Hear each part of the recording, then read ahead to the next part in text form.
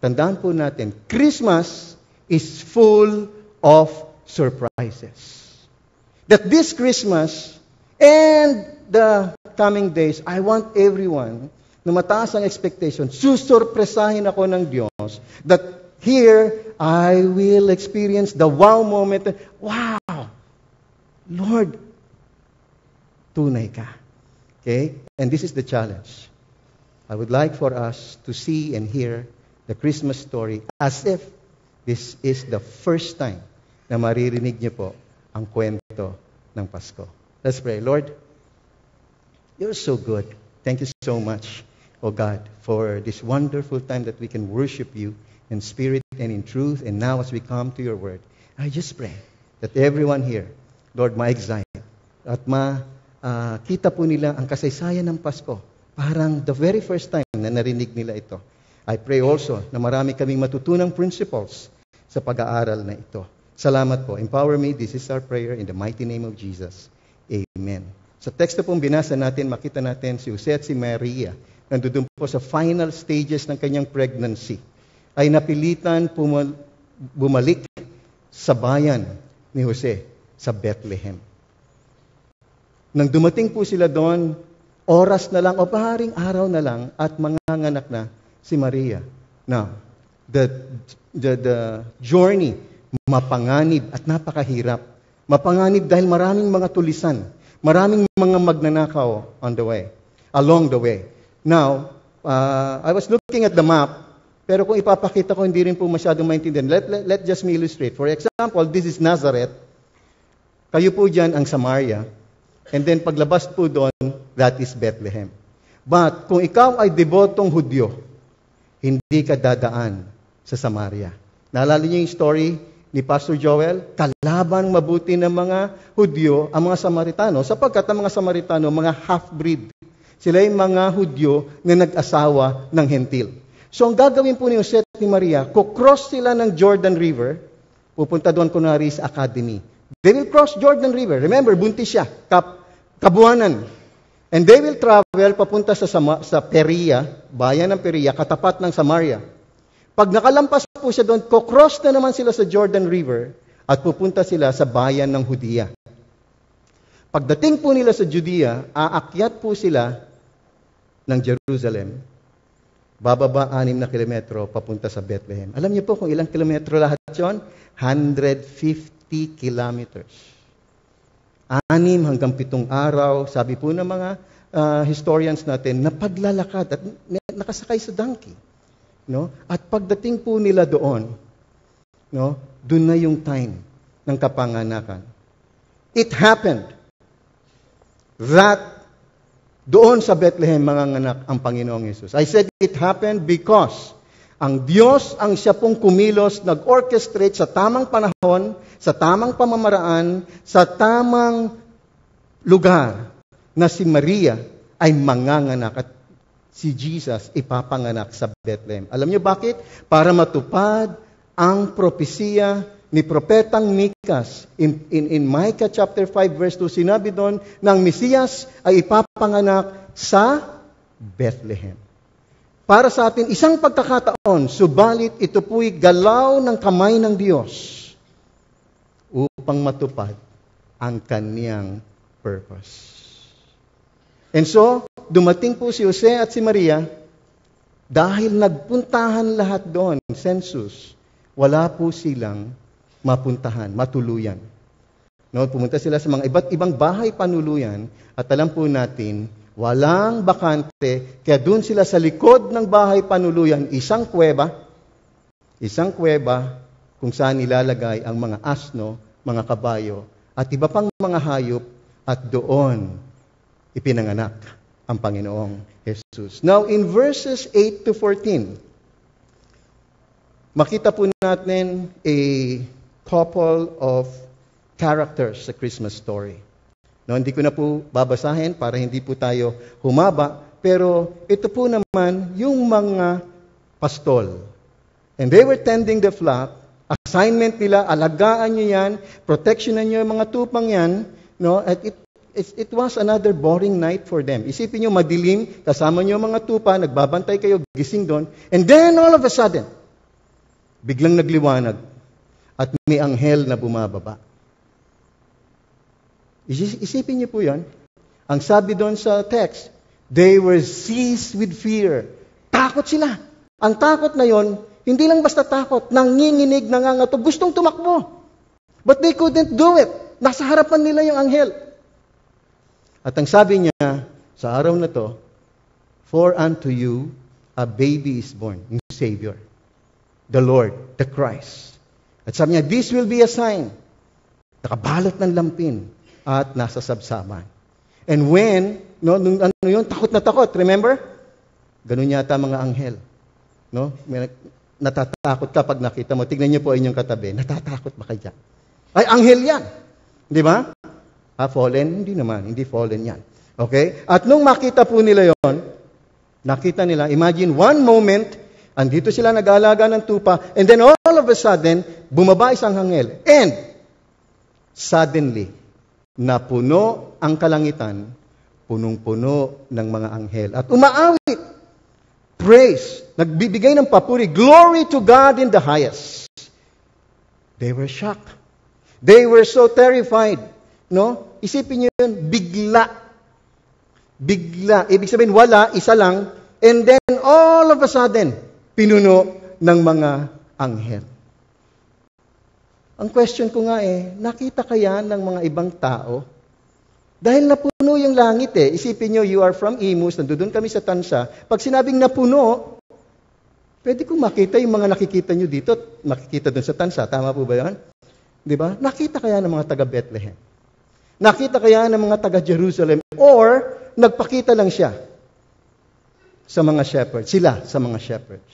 Or kung nandoon po kaya kayo, makikita nyo rin kaya at maririnig nyo ang mga anghel? Hindi po natin alam ang sagot, pero ito po ang isang bagay na tiyak. Merong mga anghel. At ang mga anghel ay umawit. Ang mga anghel ay nagsalita. At ang mga shepherds, nakita nila at nadinig nila ang mga anghel. Alam niyo po, maraming mga tao. At even sa Bible, si Mary, nakita niya yung angel. Narinig niya. Si Joseph, narinig niya yung angel. Itong mga shepherds, narinig niya. Pero yung mga scribes, si Herod, hindi.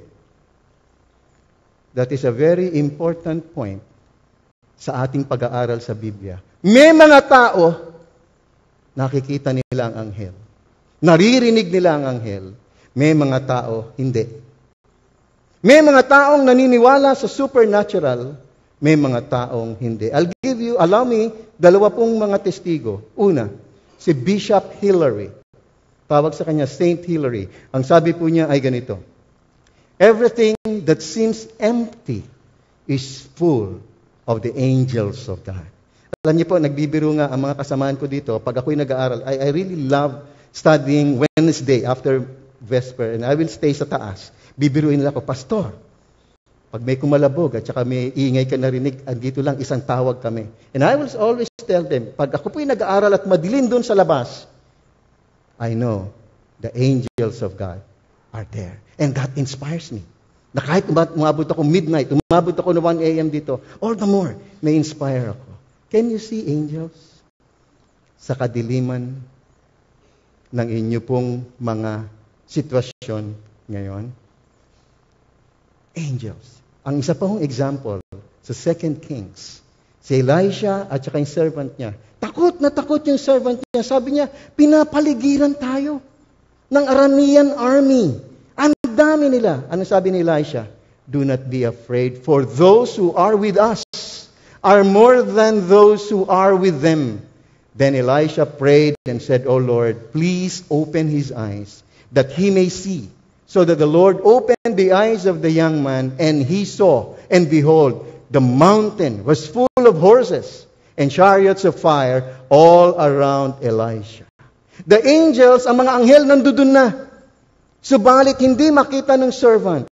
Pero nang binuksan ng Diyos ang kanyang mga mata, nakita niya ang mga anghel na nakalibot sa kanya, mas marami kaysa nakita niyang Aramean army. Mga kapatid, some people see what they want to see. Some people see angels, some people can't. Nung kami po ay nagpunta ang Palawan, salamat po sa inyong prayers. Katatapos ng biennial, and we were on a tour.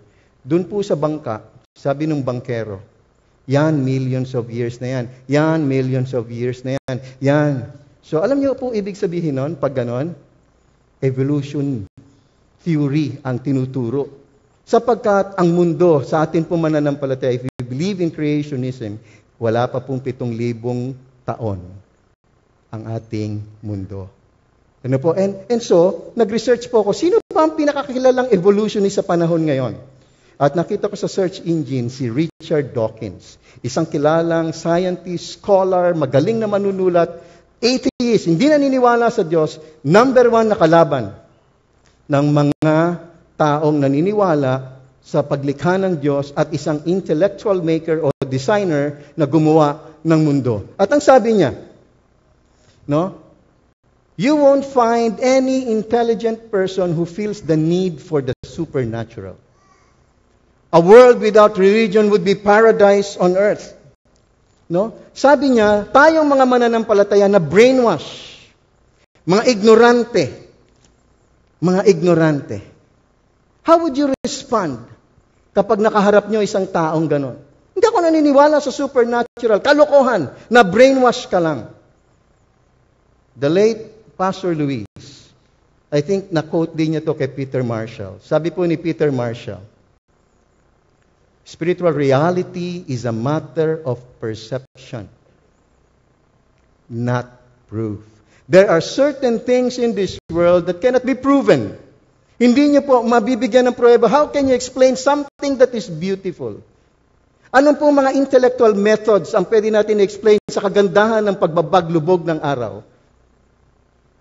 Or perhaps, pag tinanong ko po kayo, paano malalaman you're in love? Can you explain that? And everything siguro sasabihin sa atin, malalaman mo yan, pastor, pag nandudong ka na. Tama ba, Jower? Di ba? Malalaman mo yan pag nandudong ka na. That's love. Pero hindi mo may explain yun. Yun po ang sinabi. No? At naalala ko po ang isang cosmonaut, nung bago pa lang ang space travel, sabi niya, hinanap ko ang Diyos sa buong universe. Hindi ko siya nakita. Walang Diyos. Sabi ni Dr. W.A. Criswell, let him step out of his spacesuit for 1 second and he'll see God soon enough. Tiyak! Pag nawala ang buhay mo, kita mo kagad Diyos, doon ka pupunta sa baba. No? The Christian or Christianity is full of the supernatural. Tanggalin niyo yung supernatural sa Kristyanismo. Tanggalin nyo, para na lang tayong isang lipu, isang society. A religious society. Bawat isa sa ating mananampalataya naniniwala na dito ay pilgrims lang tayo. Sapagkat meron pang isang mundo kung saan doon tayo citizen. Si Richard Dawkins, ang paniwala niya, isa lang ang mundo. He's already past 70s, and when I read, no, ang dami niyang mga kinoin na words, meme, everything about, napakagaling na tao. I'm praying that the eyes of his heart ay mabuksan ng Panginoon. Because, brothers and sisters in Christ, he forgot the central fact of the universe. Ang pinakamahalaga sa sanlibutan, ang Diyos. Kahit gaano ka kagaling, pag nag-aral ka ng veterinary medicine at hindi mo pinag-aralan ng mga hayop, para saan yun? Kapag ikaw nag-aral ng astronomiya at hindi mo sinama ang mga bituin, para saan yun? Nag-aral ka ng geology, pero hindi mo sinama ang mga bato, para saan yun? Nag-aral ka ng accountancy, hindi mo sinama ang mga numero, para saan yun? Ganyan ang Diyos. Tanggalin niyo ang Diyos, baliwala lahat ang inyong kaalaman. Baliwala. Mga kapatid, that is so important. You know? And then, mga kapatid, ang sabi po doon, no? Everything that is full or is empty is full of the angels of God. There will be times in our lives, sa buhay po natin, at tila ang mundong ito parang madilim, parang walang buhay. At kung ikaw ibibigay na, God breaks through. And you can hear angels singing. This angel sang more than 2,000 years ago to the terrified shepherds. And you know what? They are still singing today for those who care to hear them. Can you see angels? Not angel worship. I pray that God will open the eyes of our hearts. That every time we have a problem, God will surprise us with angels singing, glorifying Him. And then, verse 11, sabi po doon, today in the town of David, a Savior has been born to you. He is the Messiah, the Lord. Na-shock yung mga shepherds at hindi po nila maintindihan yung sinasabi. Remember, the Jews wanted something. They wanted a Messiah. And when the angel said, pinanganak na ang Mesiyas, pinanganak na ang tagapagligtas, at sa Bethlehem. At sa Bethlehem. Mga kapatid, look at how powerful the verse is. Today, a Savior has been born to you. It's so personal. Is the Savior been born to you? Hindi po tagapagligtas dahil walang purpose ang iyong buhay. Hindi tagapagligtas dahil walang meaning ang iyong buhay. Hindi tagapagligtas dahil ikay may sakit. Siya'y tagapagligtas para sa ating mga kasalanan and the guilt of sin. That's the primary thing when you say, Jesus is my Savior. Dineliver niya ako sa kasalanan. From the power and penalty of sin, and sometime later, from the presence of sin in our lives. So they were shocked. Tingnan niyo po yung sentence. Ipinanganak sa city of David, which is Bethlehem. Ano pong next na question? Kung kayo po yun, kapatid, ipinanganak na si ganito. Ano po ninyong tatanong? Sabi, sa Bethlehem. Di po ba't automatic? Saan sa Bethlehem? Di ba? That's why we have verse 12. Verse 12, ang sabi po doon sa verse 12, this will be a sign to you. This will be a sign. Pero pagdating po sa Grego, yung A is definite. The. Tiyak. The sign. Now, pag ginamit po yung salitang palatandaan doon, ito po yung nagmula sa Diyos. Hindi mo mamimiss yung palatandaan na yon. Pag sabi, this will be the sign to you. Isang palatandaan na pag nakita mo, tiyak, yun ay sa Diyos. Ang ina-expect ko po rito parang nung nagbuka ang Red Sea, sign. Alam mo, kumilos ang Diyos.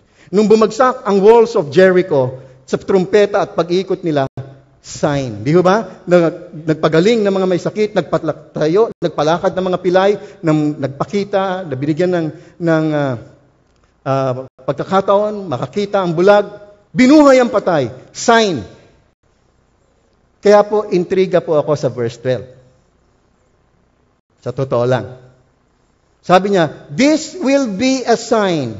A baby wrapped in swaddling clothes or wrapped in cloth lying in a manger. I was expecting this will be the sign. Ang mga stars, ang mga bituin, kikilos, at tapos maglalagay ng pangalan, Jesus. I was expecting a sign ng mga shepherd mag-fall in line, tapos magmamarcha papunta doon kung saan ipinanganak ang Panginoong Yesus. That is the sign from God that I was expecting. Naisip niyo ba yung sign? Isang baby, nakabalot ng lampin at nasa sabsaban? What kind of sign is that? Palatandaan na galing sa Diyos ay pinanganak sa sabsaban? Ang Diyos na naglumikha ng langit at lupa ay papanganak ang kanyang anak sa sabsaban? Is that a sign? Di ba? Punong-puno ako ng tanong, paano ang isang bata, sign? Paano ang isang bata nakabalot ng lampin? Sign. Paano ang isang bata nakabalot ng lampin nasa sabsaban? Sign. Di ba? Nakita niyo po yung point? Luke 2 verse 12.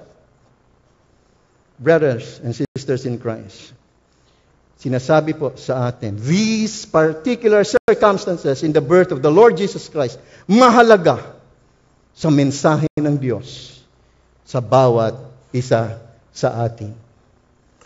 The sign that God chose na magsisignify that the Savior has come, isang baby, binalot sa lampin, nasa sabsaban. The problem, ang mundo na-miss yung sign. We know that the Jews wanted the Messiah, but hindi nila na-recognize nang dumating na yung Messiah, hindi nila nakita yun. You know why? Because they want something spectacular. Para din, remember yung mensahe natin ng John chapter 4, ang mga tao, ang gusto nila, sumusunod sila kay Jesus kasi gusto nila mga signs and wonders. They didn't see the divine in the ordinary. At marahil ganyan din po tayo. Because we want to be awed palagi at hindi po natin nakikita ang pagkilos ng Diyos sa mga normal na pagkakataon ng buhay. God gave them a sign, pero hindi nila inasahan ng sign, isang sanggol na nasa sabsaban. They miss the sign. Suppose, verse 12 lang ang talata ang meron tayo. Ano po ang mensahe ng Pasko?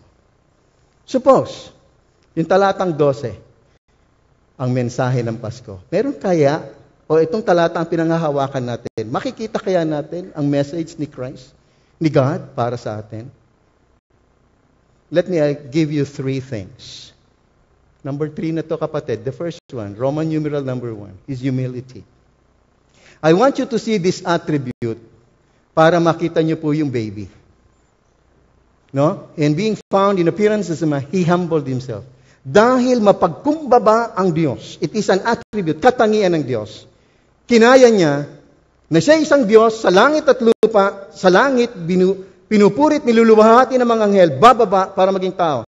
Alam niyo po, ang katumbas nun sa atin, sino dito ang gusto maging ipis? Sino dito ang gusto maging daga? Masigit pa doon ang ginawa ng Panginoon nang siya'y bumaba para magkatawang tao. Nakita niyo po ang pagpapakumbaba ng Panginoong Jesus. Pangalawa po, His humanity. Sabi, you'll find a baby. Alam niyo po yung salitang baby. Ito po yung ordinaryo lang. Yung talagang infant, baby, a newborn child. Ipinapakita sa atin ang Panginoong Jesus dumating kagaya ng bawat isa sa atin, baby. Nakuha niyo po yon? Kailangan dumating ang Panginoong Jesus, baby. Ito po yung nature ng Panginoon. We often speak of the virgin birth as a himala. Okay? Wala pong himala sa kapanganakan ng Panginoong Jesus. Okay?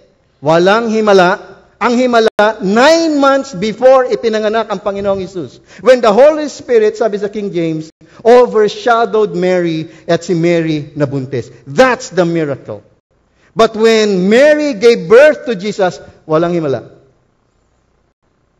Normal na ipinanganak si Jesus. Okay? But to say that the baby is born, kagaya po natin, tayo po'y hinaharap sa salitang incarnation. When God became God-man. Ang Diyos, truly, fully, God for all eternity, pero this time, He took the form of a man. Diyos, tao, magkasama. Hindi kalahating Diyos, hindi kalahating tao. No? Diyos, fully God, fully man, magkasama in one person, and that is the Lord Jesus Christ. Brothers and sisters in Christ, please hear me on this. Kapag mali ang doktrina nyo kay Jesus, mali na lahat ang hinangahawakan yung doktrina. Ulitin ko po yan. Kapag mali ang doktrina nyo kay Jesus, lahat ng doktrina nyo mali. Ibig sabihin, kayo'y kulto. Si Jesus, fully God, fully man, nagsama, dalawang kalikasan in one person. Maaring ito po'y kababalagan sa bawat isa sa atin, but this is the central truth of Christianity, that He has to be born as a baby in order to provide salvation para sa bawat isa sa atin. Mga kapatid, yung hindi po natin kayang gawin, ginawa ng Diyos, siyang dumiskarte ang Diyos Ama, ipinadala niya ang kanyang bugtong na anak para sa bawat isa sa atin. Now, listen to this. Kung hindi pinanganak si Jesus, hindi siya mamamatay para sa ating mga kasalanan. At kung hindi siya namatay, paano siya mabubuhay muli para pagtagumpayan ang kamatayan? Malinaw po yan. Kailangan niyang ipanganak. Kaya mga iba, hindi mahalaga yung kapanganakan ng Panginoong Hesus. No! Kailangan siyang ipanganak, maging kagaya natin upang siya'y mamatay para sa ating mga kasalanan. At doon, kung siya'y namatay, siya'y mabubuhay muli para mapagtagumpayan ang kamatayan. That's how important Christmas is for Christians. Na makita natin ay pinanganak ang isang baby, kagaya ng bawat isa sa atin. Marami pong gera sa truth na ito. Alam niyo po, noong unang siglo, 20 years after the Lord Jesus Christ died, ang unang kulto, tignan niyo po, ang unang kulto, ayaw nilang maniwala na si Jesus ay tao. Naniniwala sila si Jesus ay Diyos. 20 years after Jesus died. Now, listen to this. Buhay pa sila when Jesus was alive. And that after 20 years, alam ng mga kulto, si Jesus ay Diyos. Kaya ang tanong nila, nagkatawang tao ba yan? Yun ang debate.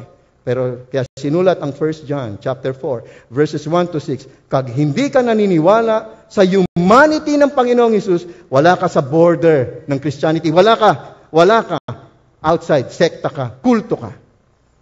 Subalit ngayon, si Jesus, ang kulto, ang number 1, si Jesus ay tao. Yung kulto. Nakita yung evolution? Yun nga, buhay sila eh. Buhay sila eh. Nakita nila si Jesus eh. Ayaw nilang maniwala si Jesus ay tao.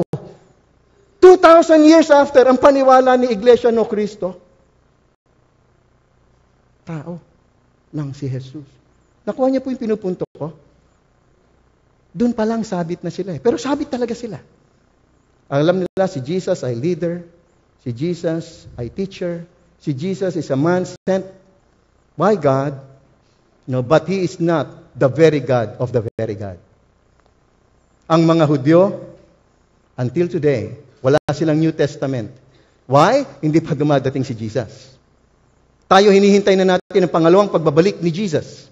Ang mga Hudyo, hindi pa dumarating si Jesus. Ang mga Muslim, He is a prophet, si Jesus. Sent by Allah. Pero never ni mo maririnig sa kanila, He is the Son of God. Blasphemy. Para sa kanila, kamatayan. Kamatayan. Mga Hindus, si Jesus ay isa lang sa mga milyon-milyon na Diyos-Diyusan nila. But we Christians believe this central truth. Jesus is fully God and fully man. Magkasama sa isang persona. Hindi po hinubad ni Jesus ang kanyang pagka-Diyos. If He did that, hindi na siya Diyos. Hindi na sila pantay ng God the Father and God the Holy Spirit. He set aside certain prerogatives. That's why when He came, hindi mo masasabing ginamit niya ang kanyang pagiging Diyos. No, sa sabsaban nga ipinanganak eh. Nakuha niyo po yung point? Pag hinubad ni Kristo ang kanyang pagka-Diyos, hindi na siya Diyos. Pwede bang magpantay? Wala itong mga powers na to. No, He just set it aside. Hindi niya pwedeng gamitin. Okay? Mga kapatid, that truth, nais ko po sanang tandaan natin. He had to die. He had to be born. para mamatay para sa ating mga kasalanan. And I want you to see His helplessness, His humility, His humanity, His helplessness. Point number 3. Okay? Wrapped in cloths and lying in a manger.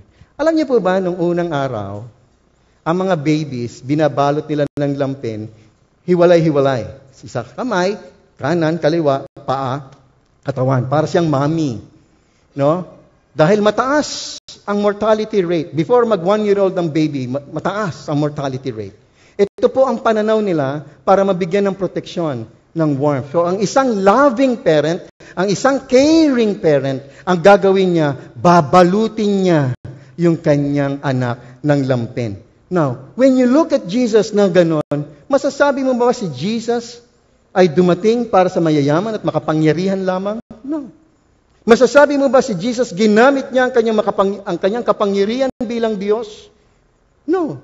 Masasabi mo ba si Jesus dumating lamang para sa ilang mananampalataya? No. Savior para sa lahat. Lahat ng estado, mga kapatid. And then, He was lying in a manger. Pinag-aralan na natin to last year. Doon sa bahay panuluyan, meron po sila sa likod, sa kuweba, sa isang burol, may uka, at doon ang mga hayop, doon at merong mga bato na nakapalibot, doon hihiga, doon humiga. Nilalagay kasi po nila doon yung mga damo. Doon humiga si Maria para manganak. Okay? Mga kapatid, ang baby naka-expose sa lamig. Ang baby, Jesus, naka-expose sa mga mikrobyo ng mga pupu at mga ihi ng mga hayop. Si baby Jesus, exposed sa ingay ng mga hayop.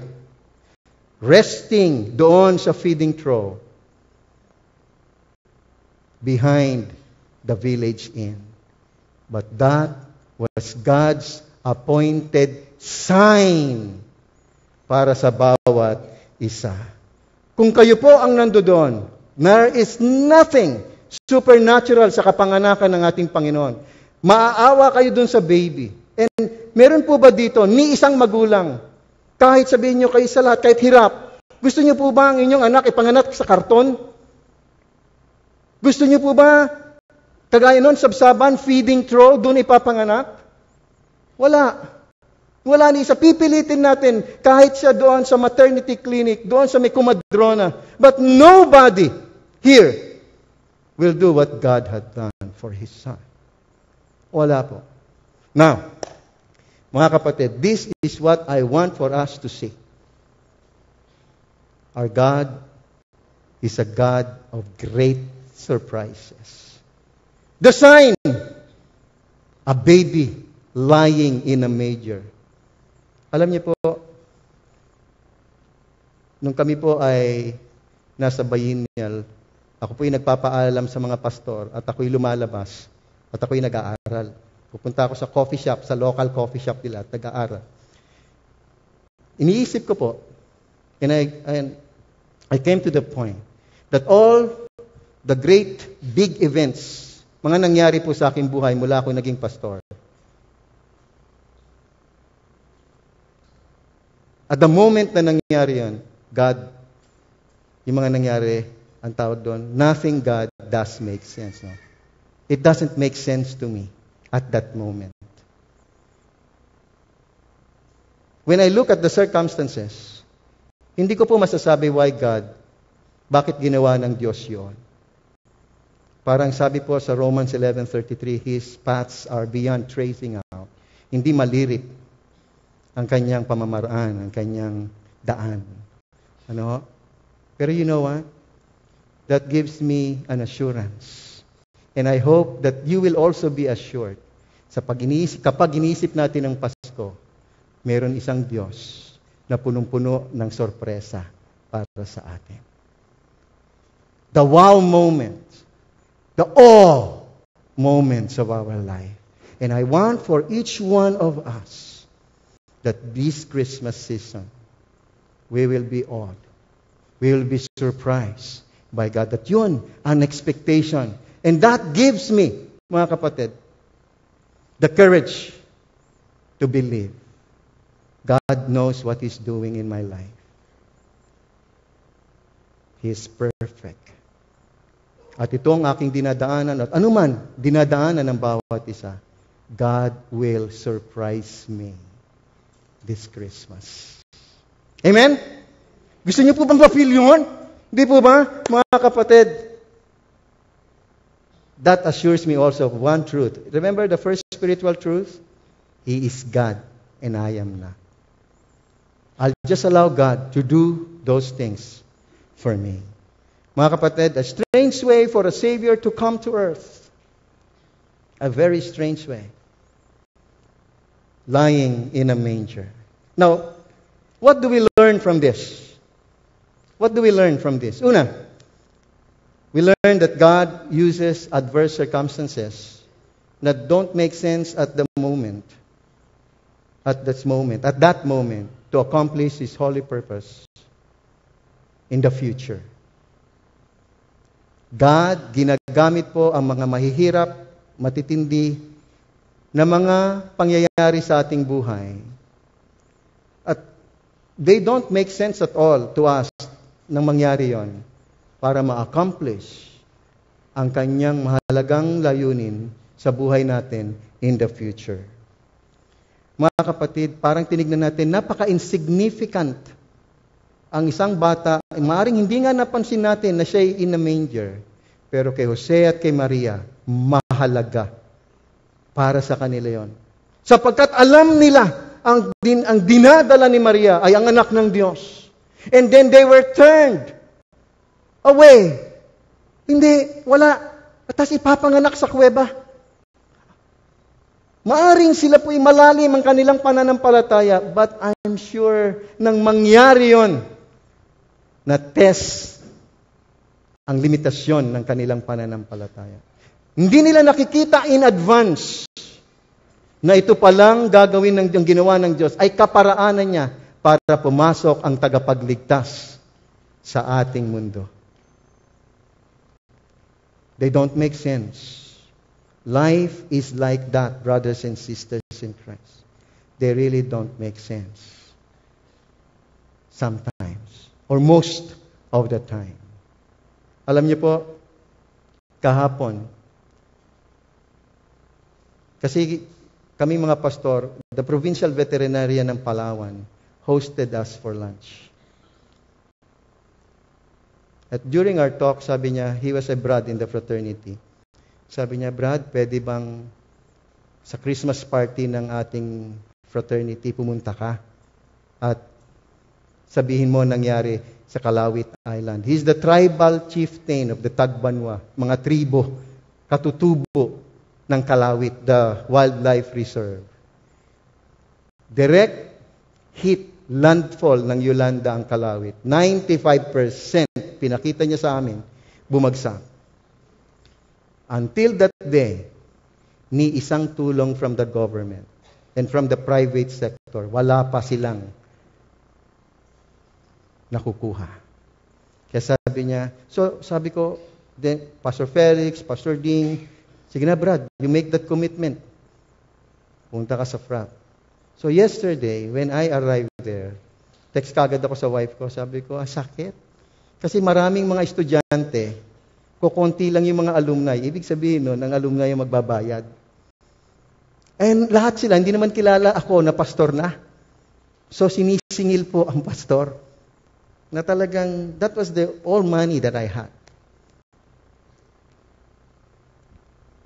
So I made appeal, and I was texting and I was, malungkot ako, nandun sa isang tabi. But you know what? God is really full of surprises. Closing remarks, tinawag po ako. For the first time in 30 years, ngayon lang natin nakita ang ating Brad. And we would like him to close our Christmas party. Lumapit sa akin isang Brad, make this Christmas party different from the others. Make it spiritual and share the gospel to them. And for 30 minutes, more than 50 people nakatuon ng pansin. Maring hindi sila makapaniwala ang nasa harapan nila ay pastor na. Subalit God moved in our midst. That after na share ang gospel. They all came. And thank you that this Christmas, ito pong Paskong ito ay kakaiba sa mga Paskong dumaan. Sapagkat si Kristo. Hindi na mas lang sa amin. Sabi niya, kumpleto na Christmas. God is full of surprises. And that lifted my spirits up. Lord, you have a purpose.